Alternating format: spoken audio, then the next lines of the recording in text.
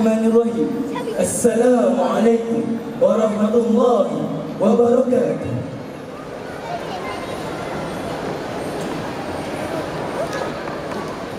Berjuanglah, tiada mengalah, selama ianya kerana Tuhan. Bersatulah di dalam jamaah demi pertahankan keamanan. Berjuanglah, tiada mengalah, selama ianya kerana Tuhan. Bersatulah di dalam jamaah demi pertahankan keamanan.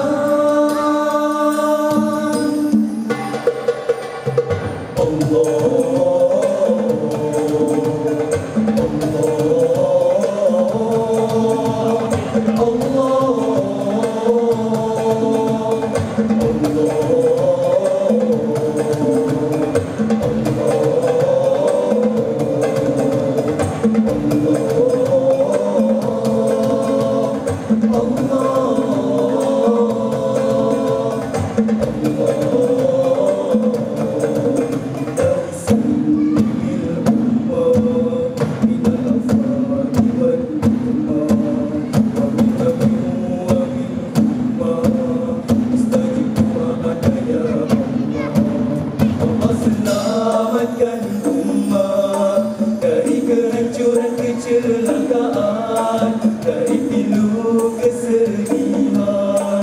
Berkenankan wahai Tuhan, Allah selamatkan umat dari kehancuran kecelakaan, dari pilu kesedihan. Berkenankan wahai Tuhan.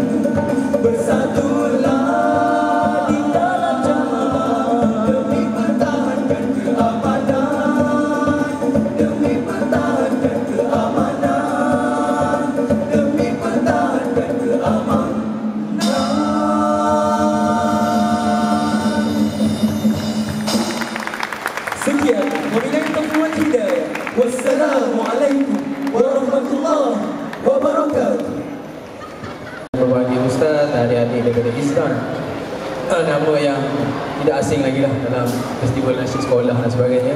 Dan memang orang kata sebagaimana yang dijangkakan, Subhanallah tidak pernah mengecewakan kalau setiap kali saya tengok. Dan persembahan yang hari ini saya kira bertenaga dan kemas.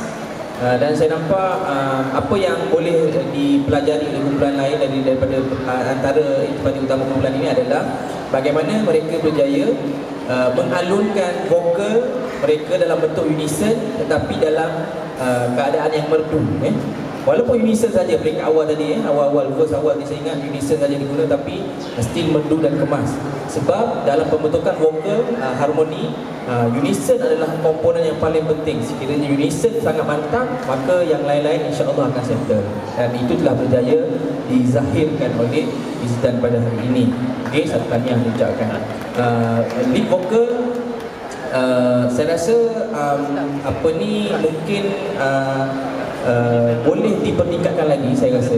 Sebab hari ini saya nampak macam mungkin ada struktur lagu dan sebagainya, saya tak pasti, tapi kekuatan vokal tu walaupun kemas tetapi saya rasa boleh lagi pergi. Saya rasa boleh lagi pergi, ya. Mungkin lengguk ke dan sebagainya. Sebab anda sebenarnya ditenggelami oleh kekuatan backing vokal anda. Macam itulah saya kata. Maksudnya dari segi penonjolan, backing vokal lebih menonjol daripada lead pada hari ini lah. Okey. Percussion saya tak ada komen banyak, memang bagus, sangat kreatif sunannya dari segi penggunaan, pukulan pattern yang pelbagai dan sebagainya.